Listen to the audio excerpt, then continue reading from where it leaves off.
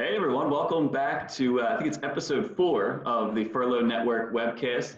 I know Lauren and I are so excited for today's webcast. We've invited with us Kellie Cummings. Kellie has her master's in applied positive psychology from the University of Pennsylvania, which includes training from the Penn Resilience team, who also trains the U.S. Army in resilience.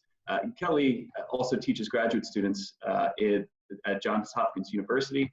And I was in the pre-area here, I kept saying, oh, Kellie, I'll introduce you as our resilience expert. And Kellie said, stop real quick. I'm not an expert. I'm someone that is a normal person like everybody else, not super into the academic. My point is that applied portion. That's what I really love about having you with us, Kellie, is because you're going to help us understand the applied part of the applied psychology and applied resilience. So really happy to have you on here. And as we always do, let's kick it off with just a question that a lot of people have asked me or things that I've thought myself, and that is, what's a moment recently in which you wish you had more resilience in that moment? Kellie, anything come to mind? I know that the lifestyle changes that we're currently going through have definitely been quite a challenge, and my kitchen being kind of ground central where all of us meet on any given day, and I just want to get a cup of tea and kind of stay in my own headspace, but somebody wants to talk to me and I'm thinking, wait a minute, wait. So I think resilience would help me maybe be a bit more patient with the people I love the most right now when we're sort of on top of each other all the time. I totally agree with you, and I think mine is very similar to that. I feel like this week in particular, today's Thursday, and I already feel like it's like Saturday. I every morning I have a 5-year-old and a 4-year-old, and every morning they don't have a curriculum, they don't have any classes or anything. So at 5:30, 6 o'clock in the morning, we just see their faces staring at us, waiting for us to entertain them, teach them, cook for them, do everything. My wife and I both work. And so it's been really tough. And a couple of days ago, I kind of had a little bit of an outburst. I was doing the recording for something else, and they kept popping in and talking and arguing and fighting, and I had to keep muting and apologizing. And I really lost my cool. And I just was thinking back to that moment, like, oh, man, it's not their fault. They're 5 and 4. I just wish I had a little bit more resilience in that moment. But hopefully I can learn some tips from you, Kellie, and I'll not want to do that again. How about you, Lauren? Yeah, Kellie, I can't wait to learn tips from you because my world was my husband went to work every day. It was just me and the dog hanging out, living our best life, working from home. And I was in my office. I have my routine down, my workouts I go to in the morning, and that is completely upside down. And now my husband's taken over the office so we can have the double screens. I've been moved downstairs, and it's just getting back to some normalcy. So I really miss my routine and my structure and going on furlough. And now, Kellie, you know this, your husband's going through this too. My MBA curriculum's going to be completely turned upside down. So I'm just ready for some normalcy again. And I want to get back to going to certain places. And I'm just hitting that mark. And Sean and I were saying this morning of how much longer are we going to do this? Because it is just getting to that point of like, I need to go back to some normalcy. So I am really looking forward to getting some tips from you big time. Yes. So with that, let's get started with the very first question, which I kind of really want to understand myself is, we were talking about resilience, and I think I understand what it means. But in the more classical academic sense, what is resilience, and do certain people have more resilience than others? Okay, I think that's a great place to start. So our knowledge of resilience has come very far, particularly in the past 2 decades. So for a long time, we thought that resilience was genetic, that some people were just more resilient than others. And while biology is a factor in resilience, it really isn't the biggest factor. And the biggest factor of what makes one person more resilient is really how they respond to the adversity. So that even the definition of what resiliency is changing. So for a long time, it was perceived as the ability to bounce back from a difficulty or a hardship. And now we're learning more and more, it's actually the ability to grow from an adversity and really to develop lives that are richer and more meaningful. And so what I would say is that adversity becomes a bit of a turning point, becomes a place in which we are in growth and we are in a state of change. And the more we embrace that and go forward with that and let go of much of the world that we had before, kind of stop trying to kind of look backwards or look over our shoulder and go back to things the way they were, and instead really think about, okay, who do I want to be on the other side of this? How do I want to grow from this? And how do I come out on the other side of this in a way that really is more meaningful to me? So if you think about growing from the experience and developing a life that's richer and more meaningful for you. Yeah, and it definitely is not something where some people are more resilient than others.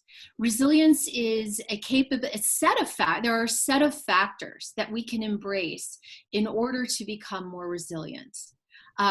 One of those is really our mindset and how we look at this is probably the most important component of resilience, is really how we look at and perceive the adversity that we are in right now. And so, for example, one kind of turn of phrase that the psychologists use is the difference between an approach mindset and an avoid mindset. And when you are in a state of approach, when you're focused on where you're going, when you're focused on achieving, when you're focused on growth and becoming something better, your attitude and your response to stress is entirely different than an avoid mechanism. So a lot of resilience training really teaches people how to become more optimistic. And because optimism is an approach mindset. Now, that doesn't mean throughout our lives there's never a space for pessimism, and that there's no space for worry, and that there's no space for fear. I mean, these are very important. I mean, if you have a child, and like Sean, you're saying you have 2 small children, I think it's probably good to worry about kids from time to time. So there's a place where worry has a lot of value. But maybe worry doesn't really serve you as much when we're going through a period like this. And so learning how to be more optimistic and to move beyond. So that's a lot of the training that goes into resilience.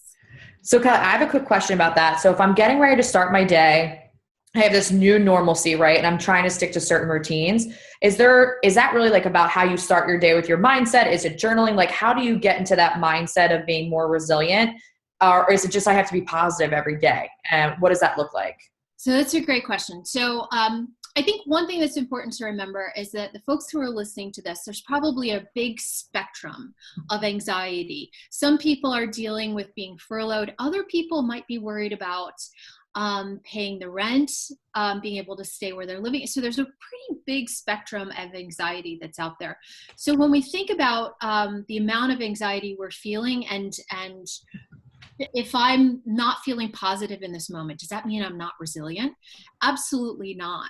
I heard Angela Duckworth say just the other day, if you're not feeling really anxious right now, you're not alive. I mean, honestly, so all of us are dealing with a certain level of heightened anxiety. And if you're dealing with a lot of anxiety for really good reasons, I would say don't punish yourself by judging that. So positive psychology, the field I study, has been around, was launched in 1998. So it was really picking up momentum around 2001 when 9/11 occurred. And what's great about that is psychologists were able to study the difference between resilient people and people who were less resilient during that situation. And it turns out people who were resilient felt just as much anger. This is, I just heard this from Barbara Fredrickson, who's a emotion psychologist in the field of positive psychology. And she's saying people who were resilient experienced just as much fear, just as much negative emotions, but they also experienced positive emotions. So what I would say about positive psychology, it's important not to feel like you have to put the positive on all the time, but that we really want to inject the positive right alongside the very honest reality that we're dealing with. And that's going to keep us from getting into a downward spiral. And that's really the root of depression. We don't want to get stuck in a place of negativity. So how do we get unstuck? It's really injecting the positive. And sometimes that's about just seeing the full picture that's around us. Because wait a minute, not everything is terrible. It's right where I live, it's a gorgeous sunny day. So I really can't say right now that everything, I mean, it feels like just the epitome of spring, like the trees are in bloom, all my favorite things. So I can't say everything is bad right now. So if we widen our perspective and we bring in the positive right alongside the negative, we start to balance out and we start to experience moments of positive feelings. And that's very important to being resilient in a time like this. And Kellie, how do you block out, what practice do you put into place when those negative feelings start to come in, or that overwhelming sense, or that anxiety starting to hit? Is there certain things you can practice to help overcome those that you've seen be successful? I think one thing that's very interesting is the role of exercise in our lives. So what I often think of exercise just in terms of being fit and being able to fit into a pair of jeans that I love. But exercise psychology is learning that exercise, and actually this data has been around for a long time, and I'm so surprised it's not more broadly known. It actually stimulates the brain. It actually exercise is looked at as a factor that can mitigate cognitive decline in older age. It actually generates there's neurogenesis that takes place from exercise. And to answer your question about anxiety, one thing that's particularly important about exercise is that it mitigates what's called the sympathetic nervous system, your response, which ignites the kind of like fight or freeze response. Yep. And that's really the core of what's happening when our anxiety kind of turns against us. Well, when you exercise, you're mitigating that response within your system. So you're actually doing something to make it's a physiological mental response. So for exercise, it's so much more than just being physically fit. You're really helping your mind. You're really helping your body in ways that are not broadly scientifically known. In fact, the American Psychological Association has certified that depression can be treated with exercise. Exercise can be prescribed as a treatment for depression. So getting more exercise would probably be my number one prescription, just a simple, pure prescription into your lives, because it's going to do more than just create those endorphins that we talk about. And those endorphins are great, but there's a whole lot more going on in our bodies and our minds. That's really interesting. I like that, and that's something that I need to infuse a lot more of, besides just chasing the kids around. One question I had for you, though, is yesterday, and again, Lauren knows this, and I think now probably the audience knows this, in the Being Open book.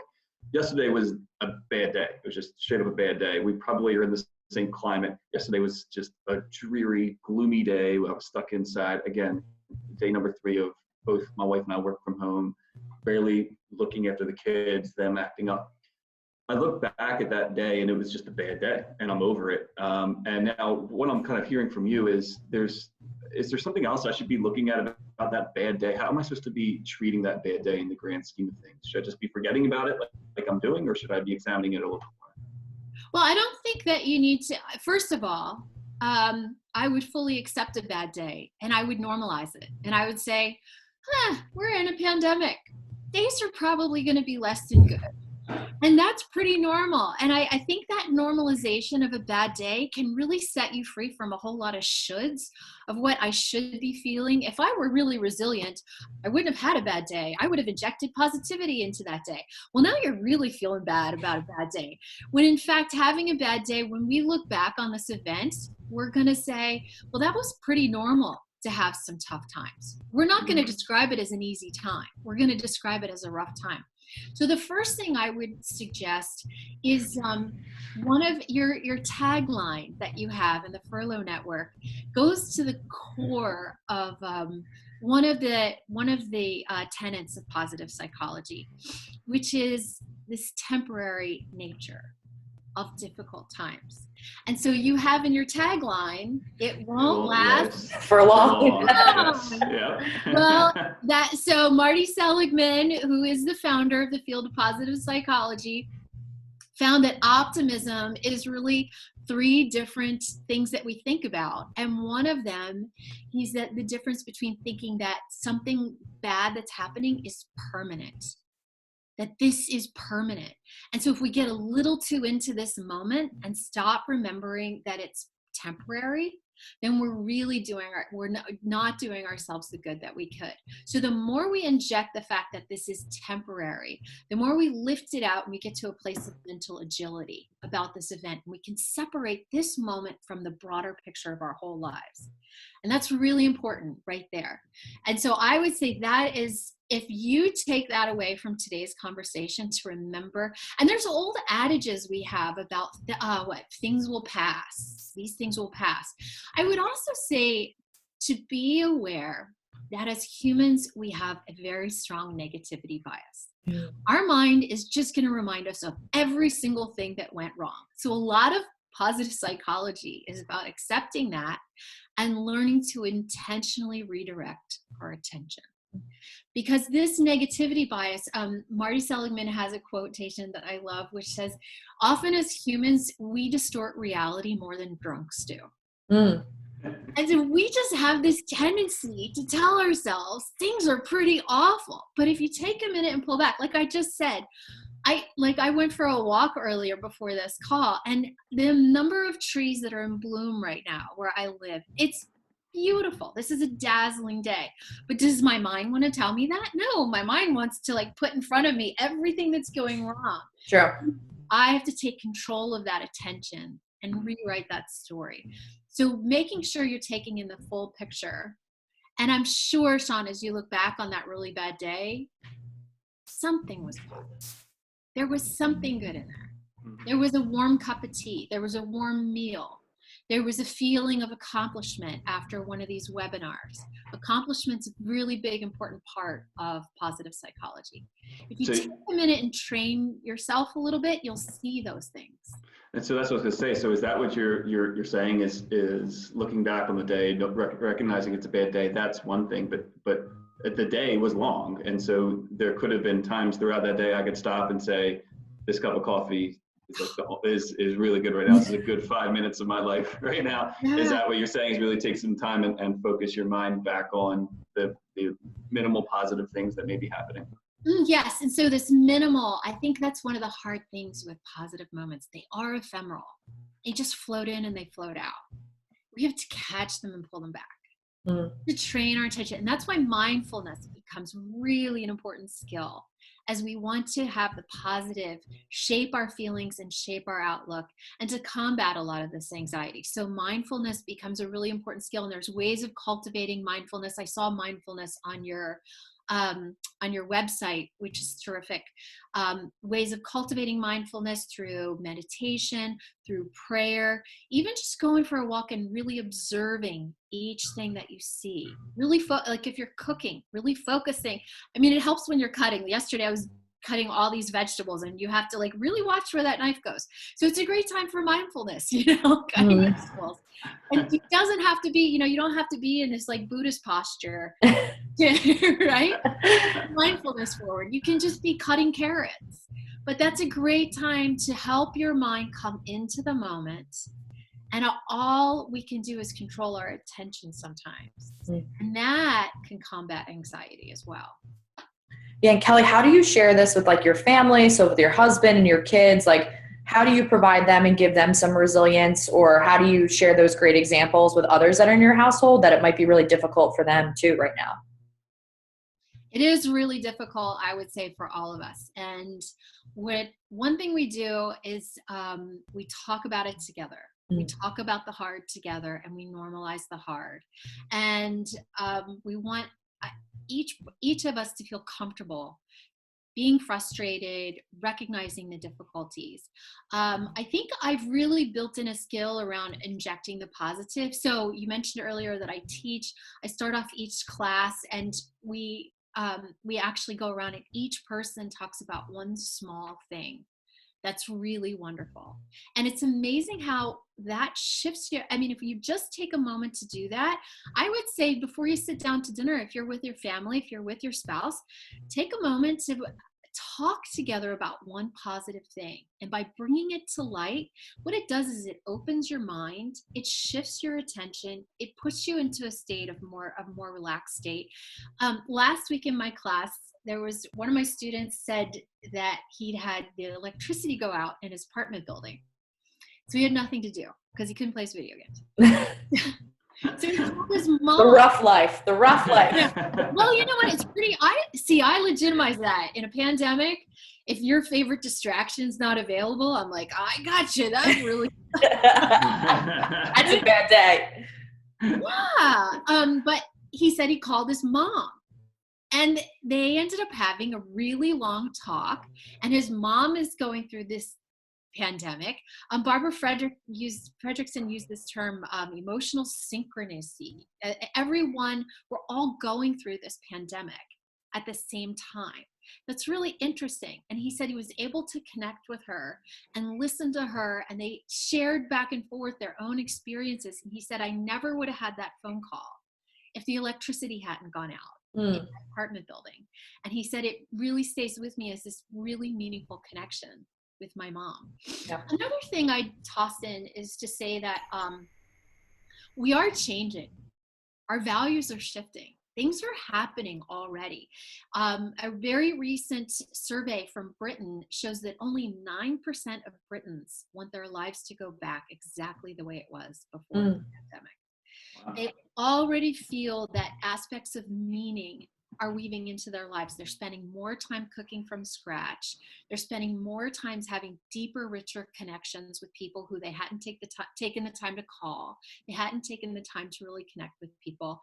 So they're feeling a shift. And so as much as we all want the period of uncertainty and all the fear to be over, the desire for things to go right back the way they were, that's moving forward for a lot of people. And I would say that's a piece of resilience. So attaching to new goals, what we call in psychology re-goaling, is going to be really important for all of us. Finding goals that we can control right now and make progress towards. Angela Duckworth just yesterday said, I think it was just yesterday, I watch all these webinars because there's so much information out right now. And she just yesterday said that human beings are happiest when they're making progress toward a goal. So it's really the pursuit. And so we can shift those goals, we can re-goal in ways that are really applicable and contextually relevant to the life that we're living right now. So if we think about what goals we can set for now that lead us in a direction so that when this is over, the temporary nature of this difficult time that we're in is behind us, we can look back on it and really feel like, you know what, I spent some real meaningful time with family, or whatever. I've had long calls with girlfriends. I don't know. Have you done that? Yeah. We're all like, we say this, it's like, if I do another Zoom happy hour, I'm going to lose my mind a little bit. But let me tell you, like, I did one with my girlfriends last night. I went to school in Iowa. And so my girlfriends are all over the country right now. And I didn't go to school here in the Philadelphia area. So to connect with all of them, we have kids, there's different things going on. We're buying houses, we're moving, and all this excitement. It was nice to have 2 hours with them last night to just connect and kind of catch up and see their faces, because I think in our normal day-to-day, we're so busy with the day-to-day. It's kind of been nice where we've scheduled this time. And like, even Sean and I are really close friends. We're always going. We maybe have lunch once a quarter because of how busy our schedules are. Him and I have connected almost every day. So like, these connections have been really great to take advantage of that time together, which I think has been awesome. Yeah. And I also noticed too that, we've all mental health, mindfulness, these have come more into modern, I think, life in the last couple of years. But just yesterday alone, back to this, really bad, horrible, terrible day, whatever it's called, I sent on 2 different occasions, I had responded to someone at work, and I could just tell from the context that I was not maybe very happy, my usual jovial self.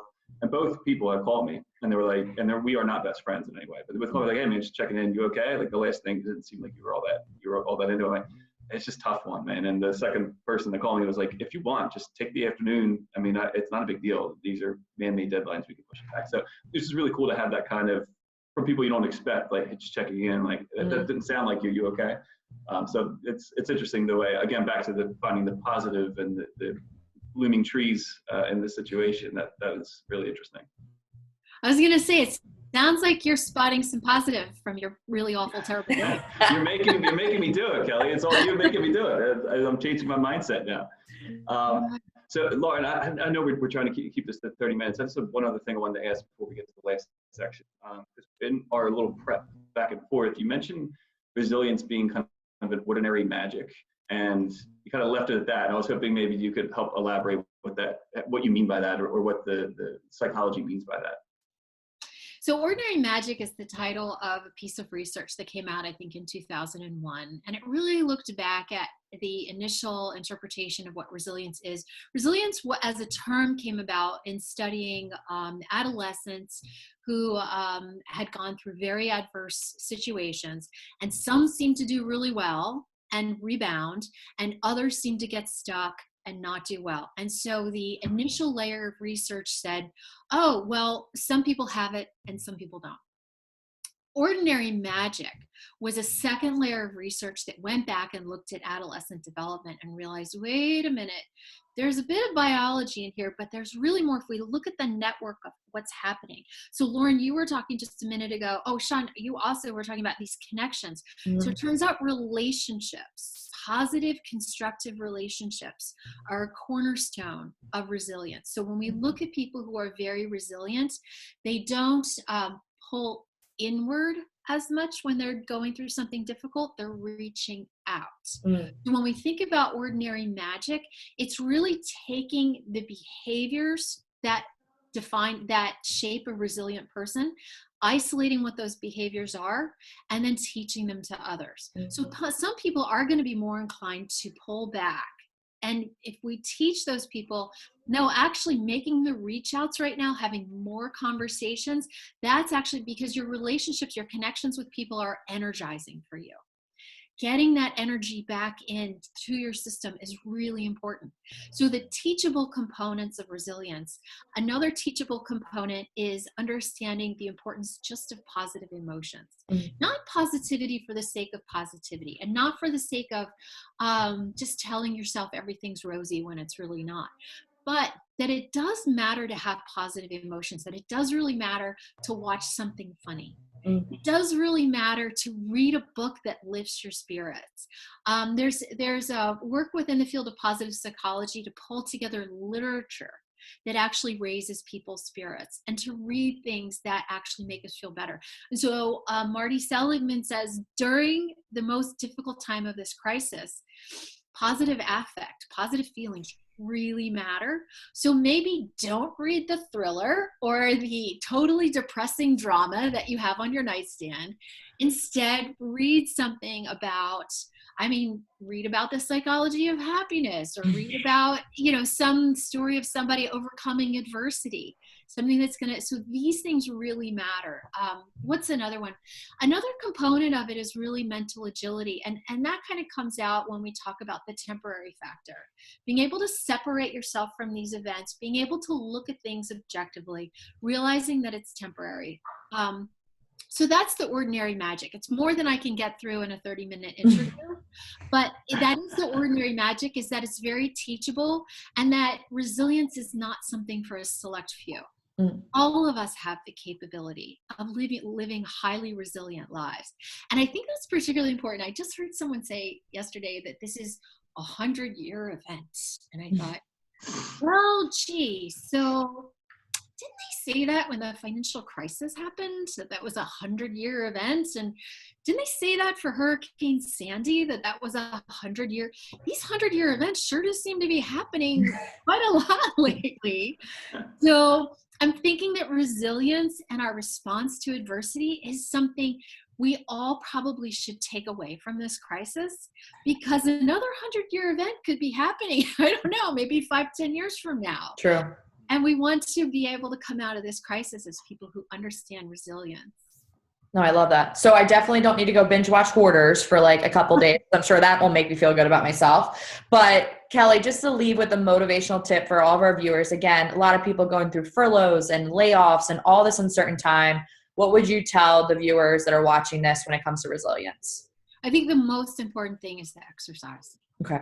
Get the exercise. Multiple things are happening with the exercise. And if you are going for a brisk walk in the morning, and at the end of the day, you're also going out for a walk, I would say you're really helping yourself. You're helping yourself sleep better. You are suppressing, so that anxiety that can become kind of crippling. So stress can be good for you, And stress can be crippling. I would say, remember that stress can be good for you. So when you're feeling stressed, sometimes saying yes to the stress, sometimes embracing the stress and letting that power you through. You know, when we think about preparing for something athletic, like if you're going to go out onto the soccer field, you don't want to be afraid of stress, right? That adrenaline that's coursing through you is going to make you more hypervigilant and more effective on the field. It can also make us more effective in our lives. But I would say if there's one takeaway, make more time for exercise in your everyday life. Even if you're not going outside, tap into an online Zumba program. There's so many free programs that are available right now. Tap into it and make space for it. Love it. That's awesome. That's really good. Well, Kellie, thank you so much for being on with us today. And I think prior episodes were Lauren and I reaching out to our networks to, get some experts on the webcast to help out. And I think, Kellie, you might be the first one that reached out to us. So I really appreciate you coming up and looking forward to helping the Furlough Network and all of our audience. And I took a bunch of notes, and I'm already looking forward to some of the opportunities for me to demonstrate some of the tips and the techniques. And when I get off here, I'm definitely going to go for a jog around the block. If that's what you end with, I have to do it. That's incredible. But Kellie, thank you so much for being on. I know Laura and I really appreciate it. So does our audience. Thank you so much. Great. It's a pleasure. And I just want to extend an invitation. If folks are really struggling right now, there is a deeper layer of kind of walking through the mindset shift that needs to occur.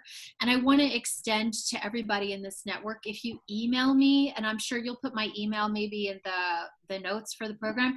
Anyone who emails me from this network, I will certainly host just a 1-hour workshop on how to understand, how to adopt a more optimistic, approach-oriented mindset, particularly when anxiety is so high. So I would encourage folks to reach out to me. I would be very glad to do that for this network. I think there's rarely been a time in our lives when resilience has been more important. That's great. Thanks for having me on. Thank you, Kellie. It was so fun. All right. Thanks, Kellie. Thank you, guys.